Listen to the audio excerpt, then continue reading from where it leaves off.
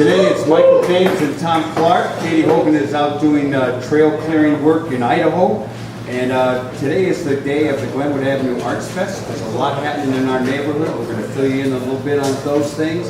And then we've got some wonderful guests coming up.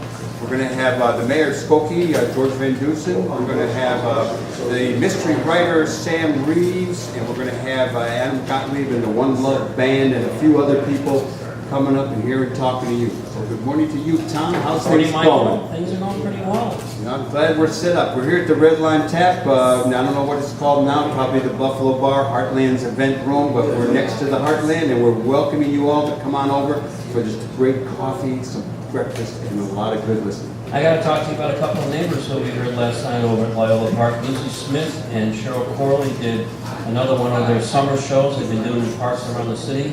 And Gwendolyn Brooks and Curtis Mayfield. Was this a marvelous evening after a really hard week? That music and those poems were soothing to the soul. And I saw your pictures on Facebook early this morning. Nice. We just had a little bit too much equivalency this week that didn't add up.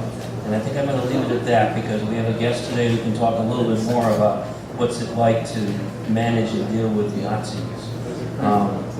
I do want to mention quickly that the next Network 49 Community Canvas, which we've been doing all summer, continues next Saturday in this space.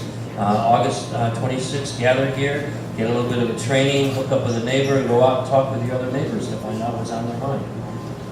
Michael, you have a little exhibit happening today.